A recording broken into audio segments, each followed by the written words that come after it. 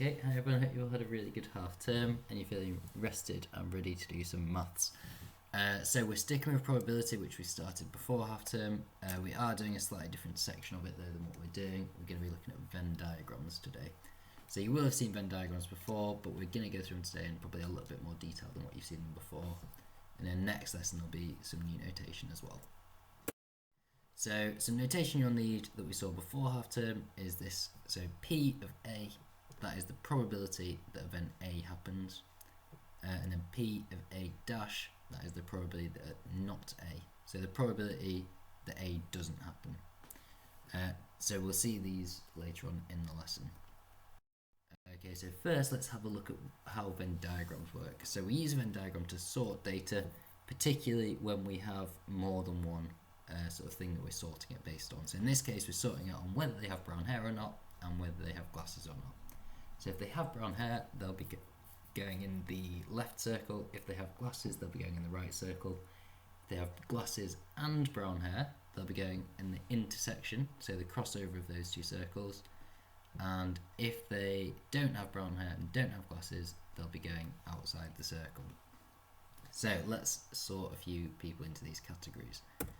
So this first guy doesn't have brown hair, doesn't have glasses, so he doesn't go in either circle.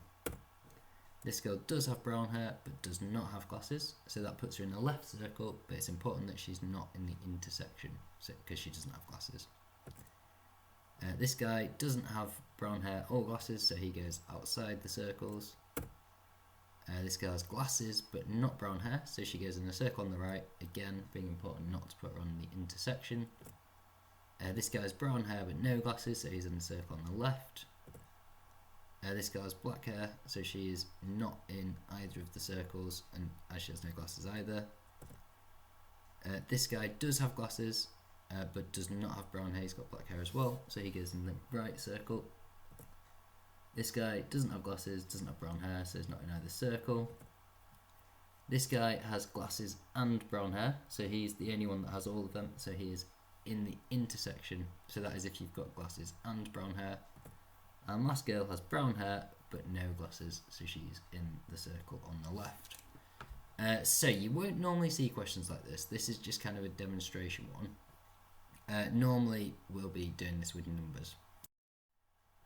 So rather than having it as we had it laid out before, where we have kind of the three sections and pictures, it'll be more like this. So the amount of people in each section will be written as a number. So it's a lot more concise. It does have less information, but it can be more useful in some cases. So what this shows is, although altogether there are 4 people with brown hair, that's broken up into 3 and 1, because one of the people who has brown hair also has glasses. And similar with glasses, although altogether there is 3 people that have glasses, it's broken up into 2 and 1. So it's really useful to break it up in this way, because then if someone says how many people have brown hair or glasses, we can add up the people who've got brown hair and no glasses, the people who've got brown hair and glasses, and the people who have glasses but not brown hair. So 3 add 1 add 2 and get 6. So it's a really useful way to lay out the data. We also have to include this as well. It's important not to forget. I think this is probably the easiest part to forget. Don't forget to put the number outside as well. So if they don't fit any of the categories, you do also need to say how many are left over as well. This symbol represents all of it, so that is anyone in it. You don't really use this at this level, but you will need to know it at some point. So if you can remember that, great. If you can't, you don't need it at the moment. So we can use Venn diagrams to calculate probabilities, and this is how it ties into the topic we've been doing so far.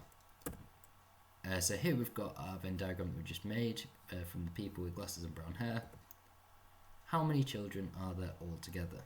So looking at this, we can just add up the people in each category. So 3 add 1, add 2 add 4, 10. How many children have brown hair? So we kind of discussed this earlier. How many have brown hair? So there's the 3 that didn't have glasses and also the 1 that does have glasses. So altogether there is 4. How many children wear glasses? So again, this includes the one that wears glasses and has brown hair, so that's 2 add 1, which is 3. How many children have brown hair and glasses? there's only one in the crossover in the intersection, so that is just 1. How many children don't have brown hair and don't wear glasses? So that is the ones that don't fit either circle, so that is 4. So from this, we can work out the probability of brown hair. So if we look at the brown hair, we know there's 4 children with brown hair, and we know there's 10 altogether. So that is 4/10 or 2/5. So basically what we're doing is we are using what we know, so how many of them fit that out of the total. So probability of wearing glasses, if you want to pause the video and check that you've understood, you can do that now. So 3 wear glasses out of a total of 10, so that's 3 out of 10. Probability that they have brown hair and wear glasses, so there's only 1 out of the 10 that fits that, so that is 1/10. And probability not brown hair and doesn't wear glasses, so that is the ones that are not in any of the Venn diagram circles, so that is 4 out of 10 or 2/5. Okay, so let's have a go at some examples. So question is, we've got a card is selected at random from a pack of 52 playing cards. Let A be the event that the card is an ace and D be the event that a card is a diamond. So we're going to start off by drawing our Venn diagram. So we've got the 2 circles, we've got aces and diamonds. We've got our little symbol for the universal set, so that is just all of the cards in this case. So let's fill it in. So it's easiest to start off with the intersection. So there is 1 card that is an ace and a diamond. That is the ace of diamonds, so there's just 1 of them. How many diamonds are there that are not an ace? So how many diamonds are there that aren't in the intersection? There's 12 others. And how many aces are there that aren't the ace of diamonds? There is 3 other aces. So there's going to be a 3 in the aces, but not the ace of diamonds section. And then of the others, how many cards are there that aren't aces, aren't diamonds, and aren't the ace of diamonds? So that is the remaining cards. So we subtract the ones that we do have from the total of 52 to get 36 remaining cards. Okay, so we could also work that out as well as just taking it away. We can just think, so there's 1 ace in each suit, and we can eliminate all of the diamonds. So we've got 12 lots of hearts, 12 clubs, and 12 spades. So that's the other way you can work that out. But a good thing to check is that by adding them all up, you get the total amount.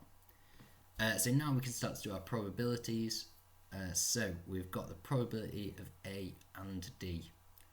So the probability of A and D, that is the intersection section. So there's only 1 card that is an ace and a diamond out of 52 cards in total. So our probability there would be 1 out of 52.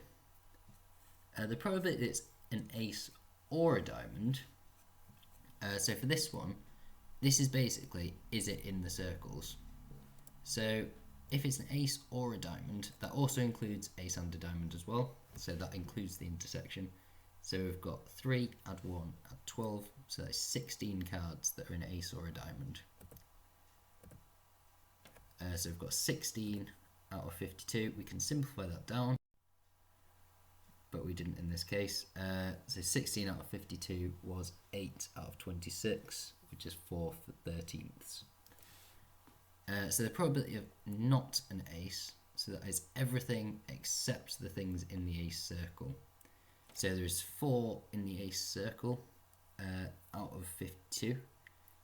So that means that there's got to be 48 that are not in the ace circle. So you can also do that by adding up the ones that are in the diamond one but not in the intersection, and the other one. So 48 out of 52.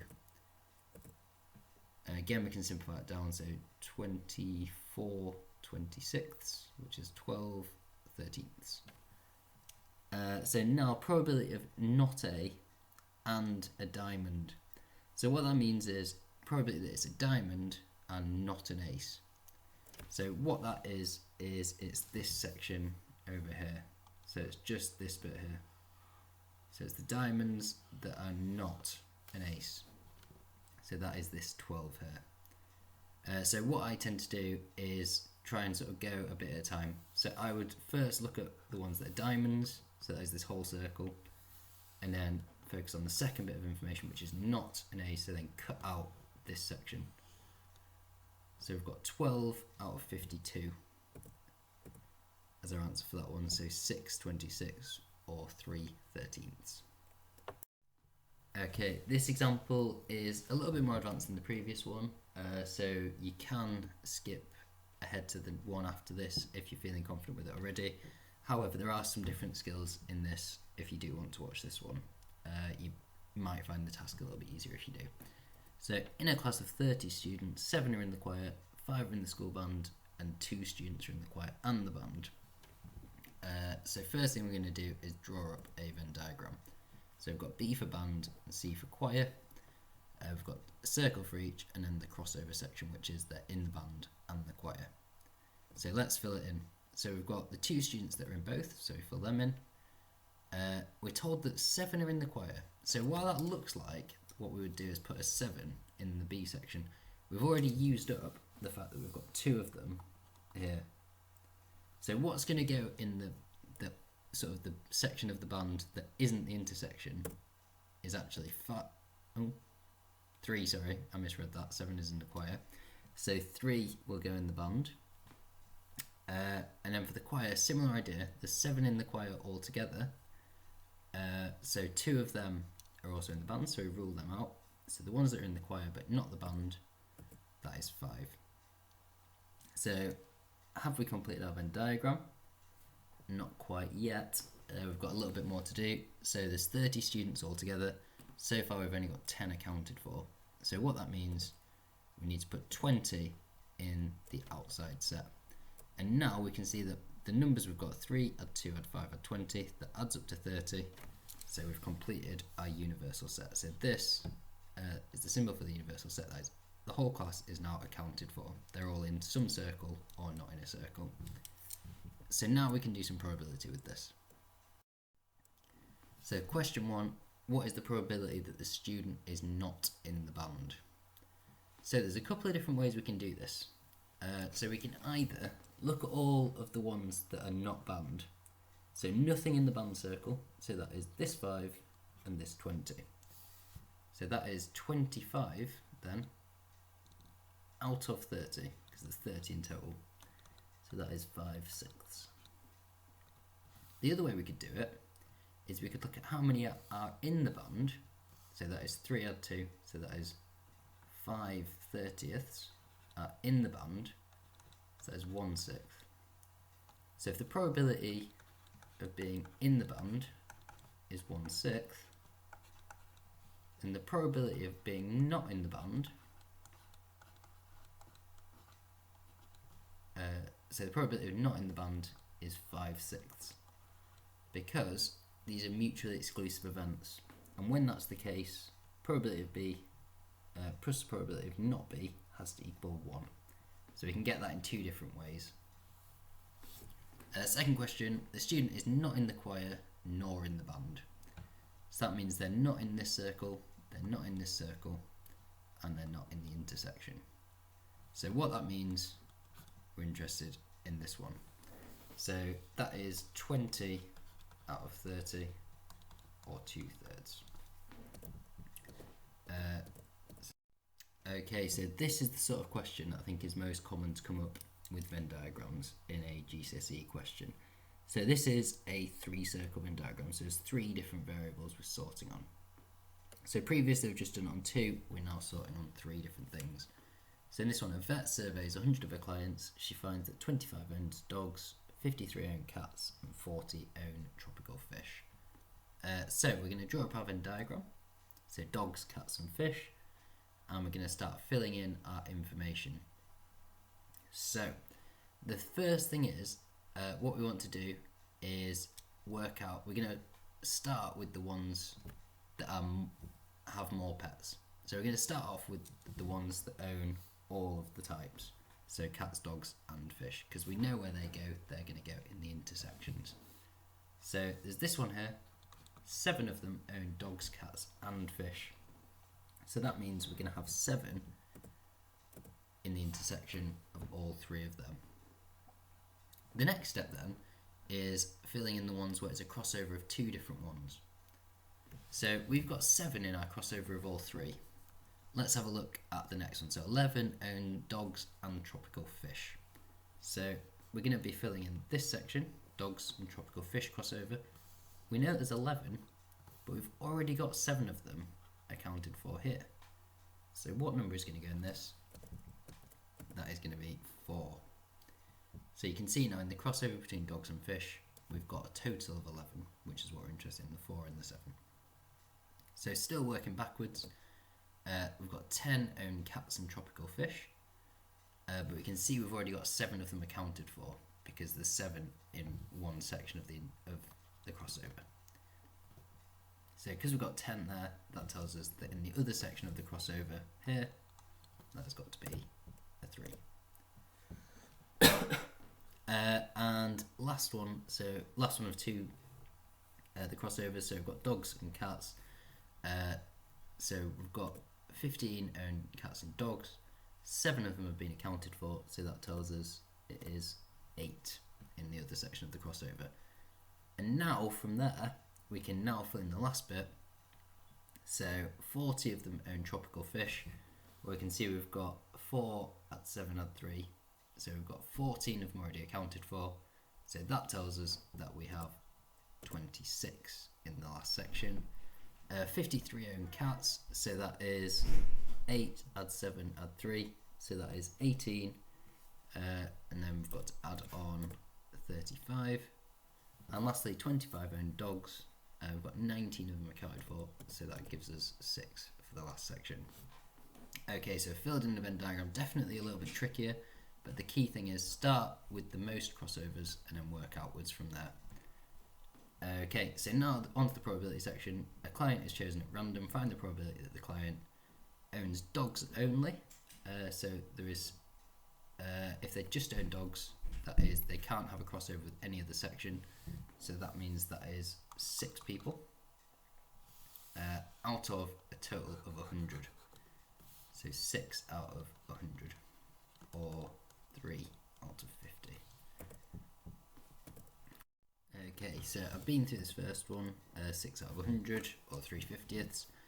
So now going on to the second one, does not own tropical fish. So that basically means it cannot be in the fish circle at all, but it can be in any of the other sections.